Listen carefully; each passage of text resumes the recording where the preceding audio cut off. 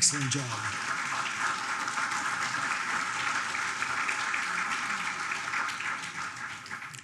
Future leaders are present and ready to work at Juan Seguin again. Congratulations are definitely in order for the Longhorns, Amanda Flores and Annalie Rodriguez, for representing their school at the TEPSA conference in Del Rio, Texas.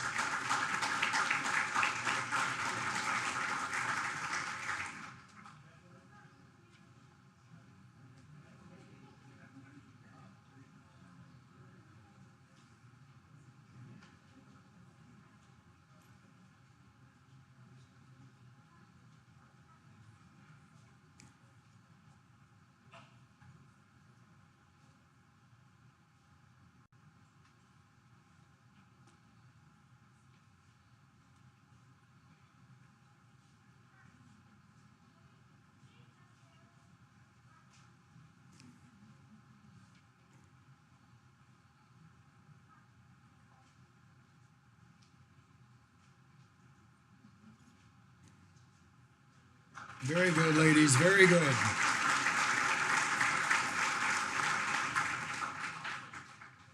For our next recognition, we have Eagle Pass High School, and they are proud to announce there are 25 students that are recognized by College Board as either National First Generation and Hispanic Recognition Award or the National Rural and Small Town Award.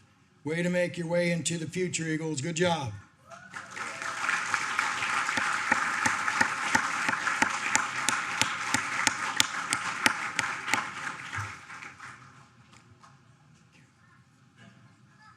This is it.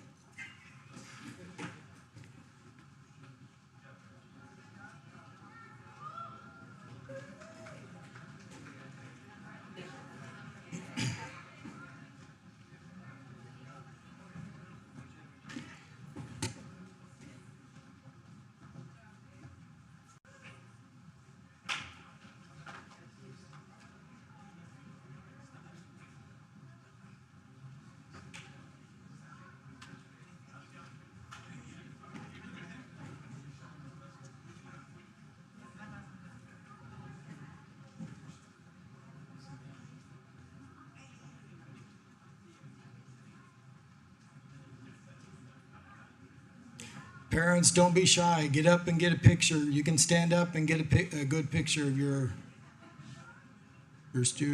children.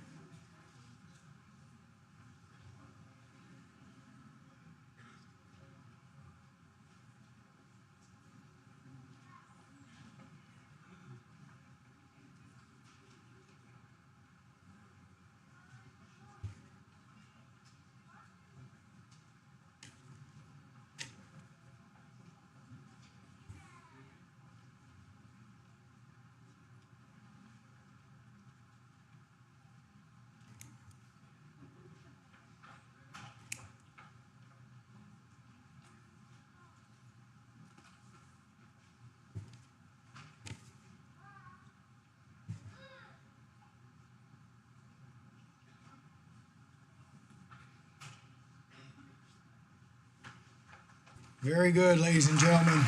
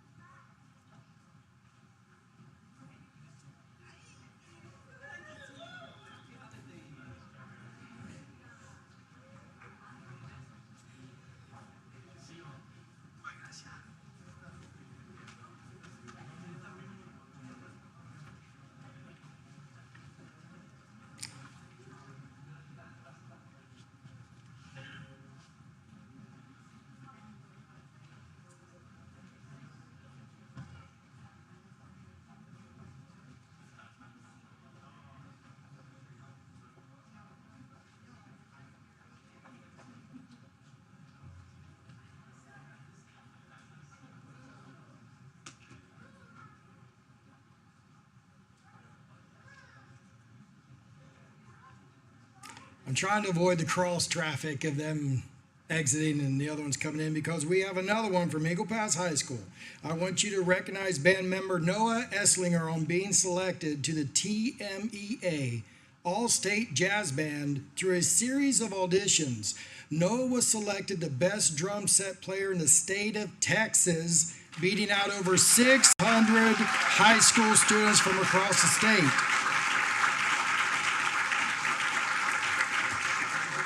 Noah will perform during the annual TMEA Clinic Convention to be held in February in San Antonio. This is the highest honor that a student musician can achieve in Texas. Way to go, Noah. We applaud this remarkable accomplishment.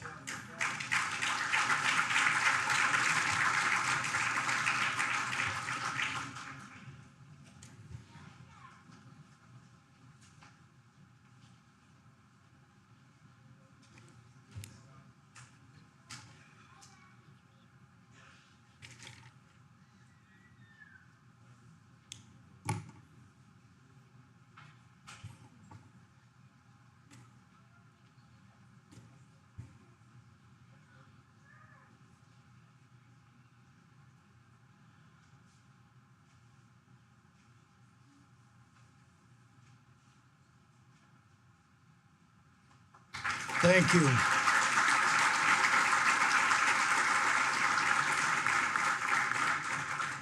Continuing with Eagle Pass High School, we have Eagle Pass High School student Chloe Bartlett for earning an outstanding first team all-district honor for cross country and qualifying for the Region 4 championship. Excellent job.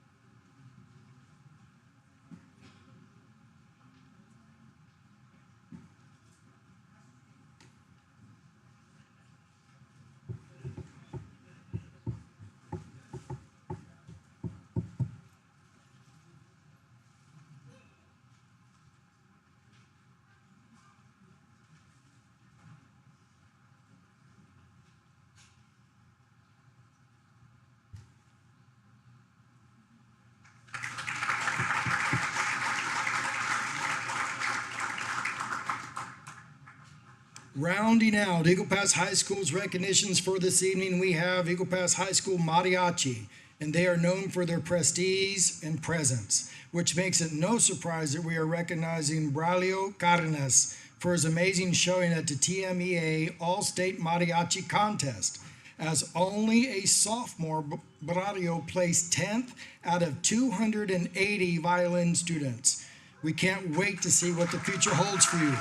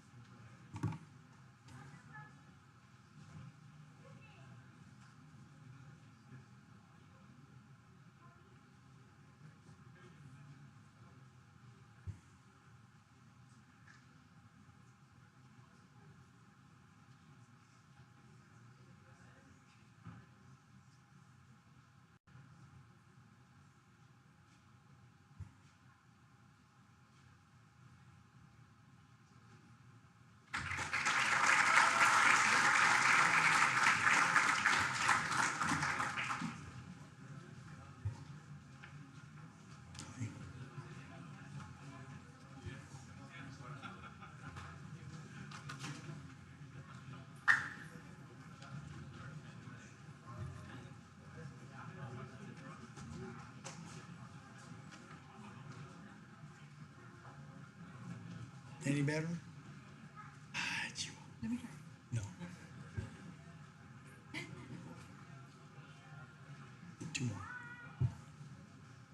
All right, we have a recognition for CC Wynn Campus. We are recognizing tonight their NHS students. NHS's National Honor Society, we'd like to thank and recognize these students for going above and beyond, for serving their campus, serving their district, and serving their community.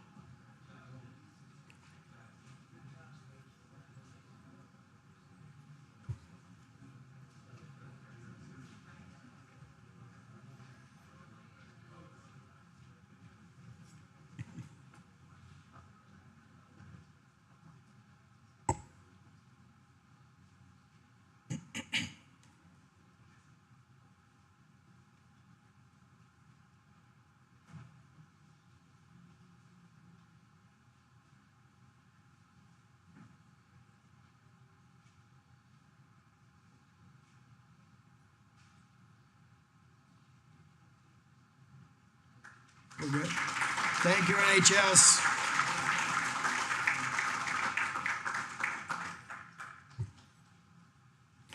Congratulations are truly in order for CC Wynn High School's Romina Ramirez and Emma Thompson for making the 2024 28-5A cross-country first team all-district top 10 and qualifying in the cross-country region 4. As freshmen, this is truly an outstanding feat, and we know we're going to see more success in the future.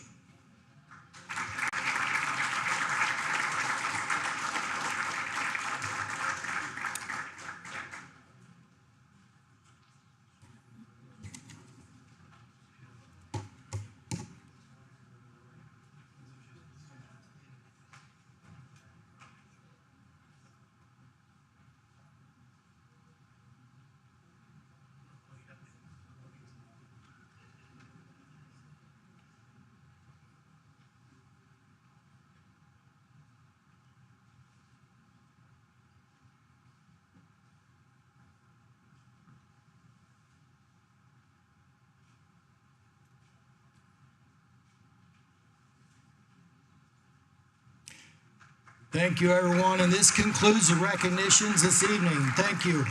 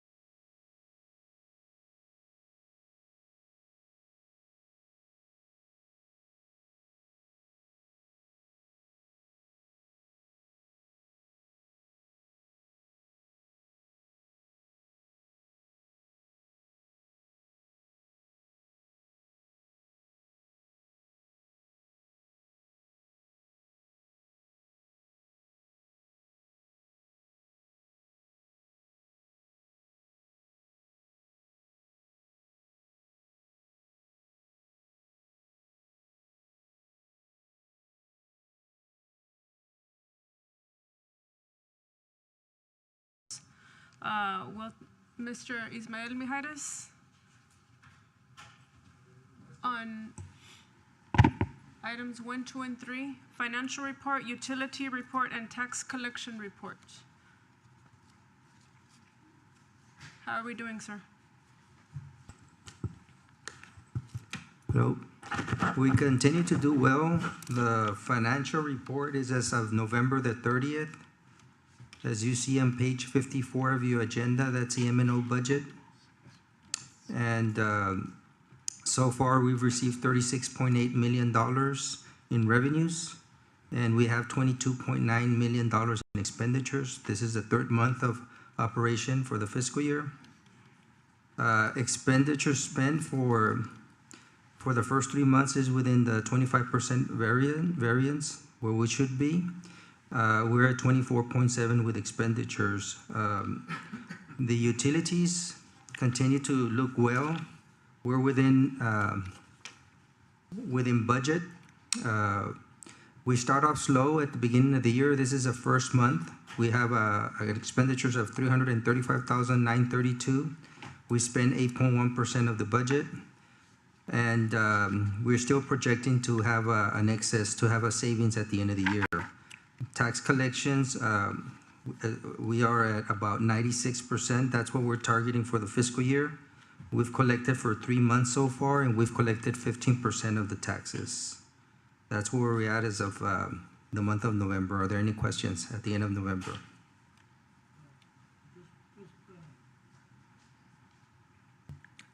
I just have one question that just sort of stands out to me on data, on the expenditures on the data processing services. Yes. We spent 71% of the budget. Yes. Is that like a one-time deal? Yes. Region 20 bills us at the beginning of the year. We go through commitments. We bring them to the board in July, and then once we approve the commitments during the summer, they will bill us at the beginning of the year. So that's basically most of the billing that we will have. They bill upfront. Thank you.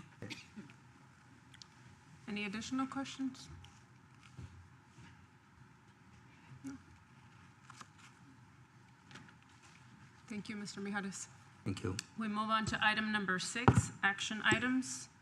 Number 1, consider and take appropriate action on the request to approve the annual financial audit report for the year ending August 31st, 2024. Mr. Mijares? Yes, we have our auditor, just in case you have any questions.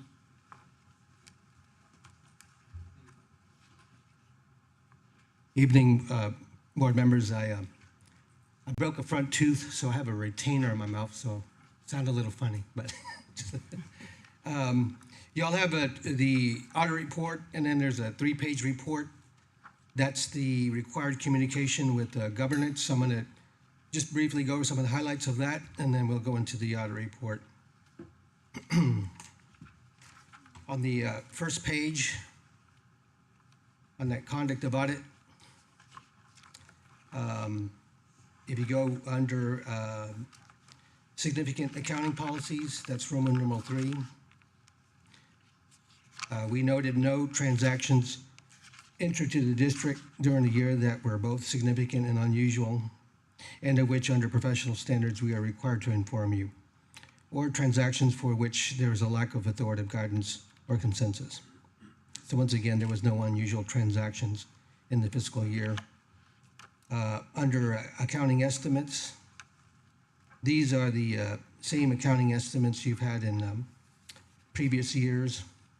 There's your depreciation expense, the fair value of investments, bond discounts and premiums, the allowance for uncollectible taxes, that's on the second page, your state foundation revenues and receivables, and the internal service fund claims payable.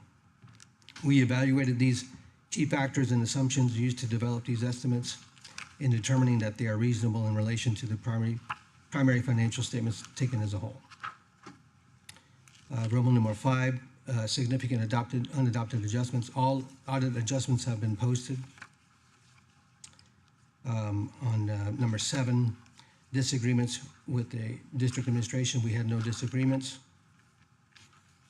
We had no consultation with any other accountants or any third parties with respect to the audit. On page 3, Roman numeral 11, difficulties encountered in performing the audit. We had none. I want to commend Ismail and his staff for providing us all the required audit documentation on a timely basis. He's always very prompt and very cooperative The state gives us a very, very short fuse in getting this audit out. You close the books in September, October, and then within about 30 days, we have to work on the audit report. The information that we request is quite voluminous. It's several pages worth of information. And so, again, I want to express my appreciation for Ismail and his staff, because it is quite a lot of information. And every year we're able to get through it and get this audit out before the end of the year. And then lastly, under compliance findings and other findings, we had no compliance findings on your federal and state funds, and we had no financial statement findings for fiscal year 24. Again, that's this conduct of audit, again, which summarizes the results of the audit. Now, onto the actual audit report. There's some items I'm going to briefly just go over again with respect to some of the highlights of this audit report. On page 4 is our audit opinion. It is the second paragraph. It is a clean opinion. The district's financial statements are fairly stated in accordance with U.S. accounting principles. We had no exceptions with these financial statements. On page 17 is your consolidated balance sheet. This is the required government-wide format. For fiscal year 24, your total assets were $188.7 million. Those primarily consist of cash and cash equivalents of $97.1 million. Your property taxes net of the allowance is $3.6 million. The due from other governments, this is your federal and state receivables at $17.6 million. And your capital assets net of depreciation were $69.1 million. Under that is a category of deferred outflows of resources. These are prepayments into your pension plans. They were $28.3 million. Your TRS's pension plan is they issue their statements a year behind. So any contributions you make during your fiscal year into the plan subsequent to their measurement date are considered prepayments. So that's what that 28.3 represents. Under liabilities, your total liabilities were $136.1 million. Those primarily consist of your payables of $8.6 million, your payroll accruals of $7 million, and your long-term debt of $40.1 million. You also have your net pension liability. The district share is $54.2 million. The OPEB liability, which is also pension benefits, such as health benefits to the retirees, that was $23.2 million. Under that is a category of deferred inflows of resources. So again, since this plan is evaluated a year behind, when you take your plan's assets and against your liabilities, there's usually a difference, and that's what we accrue into this fiscal year. That was $45.3 million. These are additional accrued expenses into the pension plan. So when you apply your assets against your liabilities, you have a category here of your net position, your equity, which was $35.6 million. On page 18 is your consolidated income statement. Again, this is on the required government-wide format. This is a full accrual basis of accounting. For fiscal year 24, on the very first column are your expenses. You had $190.6 million in expenses. That number includes depreciation expense, which is not a budgeted item. It's a non-cash item of $7.6 million. Under program revenues, total charges for services were $1.2 million. Your operating grants and contributions were $37.1 million. On the far right column, under general revenues and extraordinary items, those were $158.8 million. Those primarily consist of your property taxes. The maintenance and operations portion is the $24 million, and your debt service portion is your $2.1 million. You also had unrestricted grants and contributions, mainly the foundation monies there of 125 million. Your investment earnings were 5.9 million. When you apply these expenses against your program revenues and your general revenues, you have a category change in that position. That's a surplus of 6.5 million. Overall, going back to your balance sheet there on page 17, the district's in good financial health. Financial institutions use what they call a quick ratio, a current ratio. They look at your current assets and liabilities when they're evaluating your financial health. So if you take a look at just those current assets, you have 119.5 million in current assets, and your current liabilities are 18.4 million. Most financial institutions like to see at least a 2-to-1 ratio. You're well over a 2-to-1 ratio, so that's a very good indicator of financial health. And as far as working capital goes, you have 97 million in the bank. If you look at your operations on page 18, you have 190 million in expenses, so roughly around 15.8 million a month is what you're running as far as your operations, and that's well over. If you look at the bank again, 97 million, you got well over 3 months of working capital. So again, you guys are in good financial health. And that concludes my presentation. I'll let you open the floor for any questions. Any additional questions? If not, do I have a motion to approve? Motion made by trustee Hiller. Do I have a second? Second. Second made by Jorge Barrera. And for the record, Mr. Jorge Barrera, our president, did come in at 6:56 p.m. Any comments? All those in favor? Motion passes unanimously. Thank you. Y'all have a good evening. Happy holidays. Thank you. We now move on to action item 2. Consider and take appropriate action on the request to approve change order number 2 on sealed proposal 241610 on Eagle Pass High School Counseling Office remodel as per board policy CV and state guidelines, and to amend the budget accordingly to include matters related to this product. Mr. Mijares? Yes. Yes, we have Mr. Powell here. We are recommending to table this item. I think we're missing some information from the contractor. Mr. Powell, if you can just debrief the board real quick.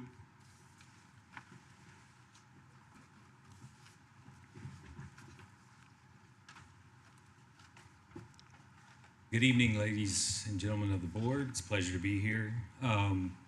Just real quick, we do have a change order that's pending regarding the elevator installation specifically, also the fire alarm upgrades that we did over at the Eagle Pass High School Counseling Office remodel.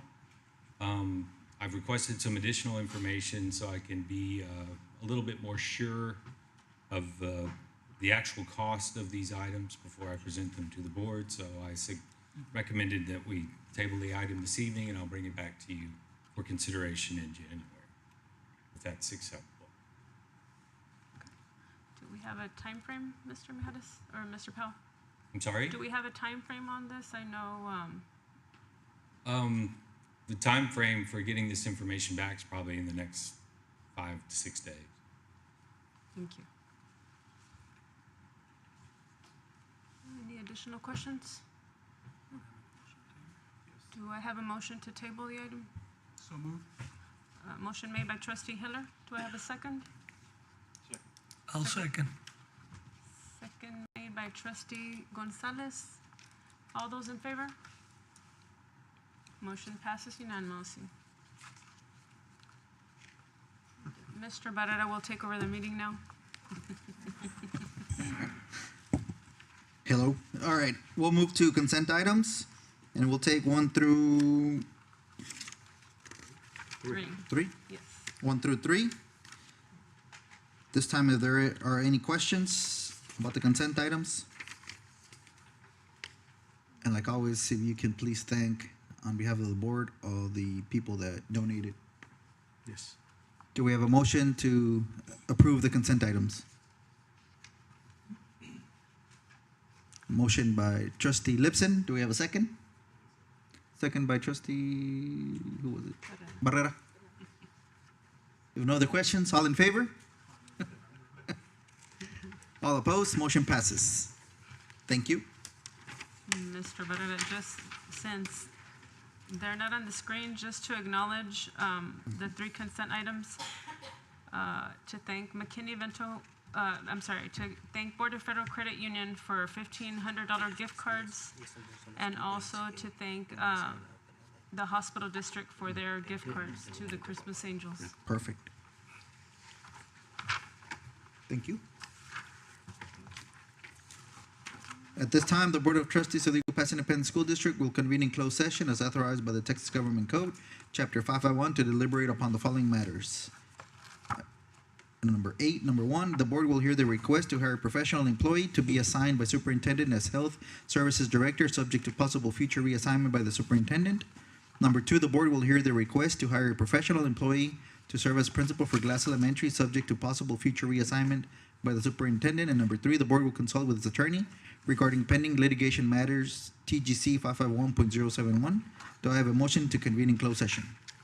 So move. We have a motion by trustee Martinez. Do we have a second? Second.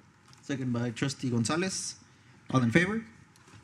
All opposed? Motion passes. I'll just note also before we want to close briefly that the first 2 items are under 551074 for personnel matters.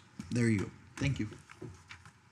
The time is 7:09 and the date is Tuesday, December 10th, 2024. And the Board of Trustees is now in closed session. No action will be taken in closed session. Thank you.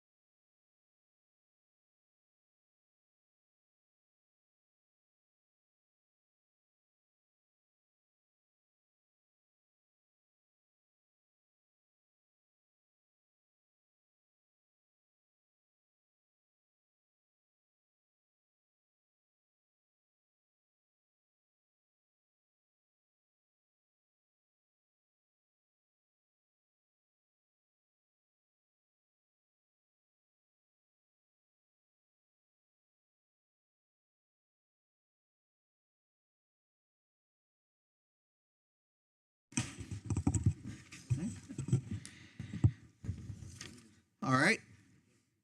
I think everybody's back. The time is 7:59 p.m. The date is Tuesday, December 10th, 2024, and the Board of Trustees of the Eagle Pass Independent School District is now in open session. And we will move to item number 9. Item number 9, number 1, the board will consider and take appropriate action on the request to hire a professional employee to be assigned by the superintendent as health services director, subject to possible future reassignment by the superintendent.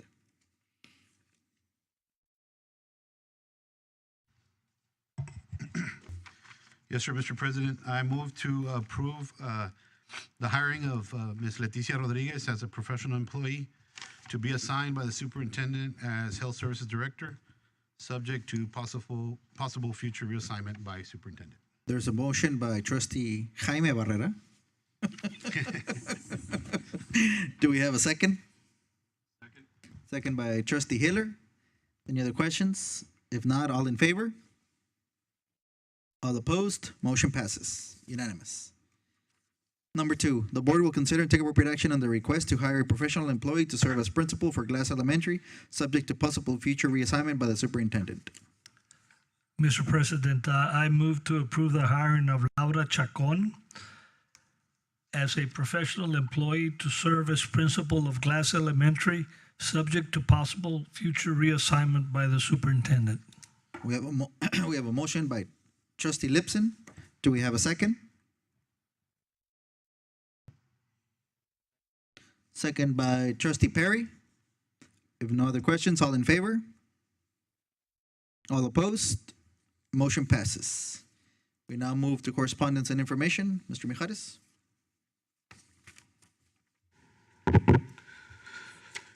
Yes, we have a long list, and I think Maricela did a great job in giving you sort of like a little calendar, so you can guide through the rest of the month of December, and all of these are in your calendar too, in your calendar, in your electronic calendar.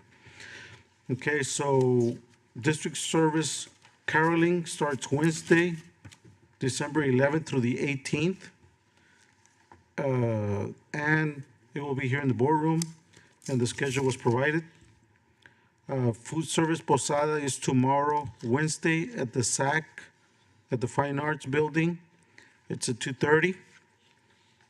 Thursday, December 12th, reminder in the Chamber of Commerce Christmas Luncheon at ICT at 11:30. If you need tickets, please let us know. I think Maricela already passed out the tickets. Wednesday, December 18th, the Transportation Posada, and it will be the Transportation Department at 1 o'clock. Thursday, December 19th, District Service Center Christmas Breakfast here in the boardroom at 8:30.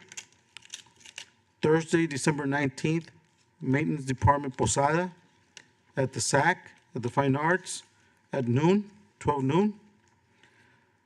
Thursday, December 19th, Eagle Pass ISD Police Department Toy Drive at the old central office on Ison Road, and it'll be at 5 o'clock. Friday, December 20th, District Service Center Christmas Brunch. It'll be here in the boardroom starting at 11. An announcement, important announcement, so you can adjust your calendars. The January regular board meeting scheduled for Tuesday, January 14th will be moved to Monday, January 13th, due to me being at a training or my superintendent's meeting in San Antonio. And that's it. Thank you, Mr. Mijares. And now we move to adjournment. Do we have a motion to adjourn? Motion by trustee Hiller. Do we have a second? Second by trustee Gonzalez. All in favor? All opposed? Motion passes. Meeting is adjourned. It is 8:04 p.m. Thank you.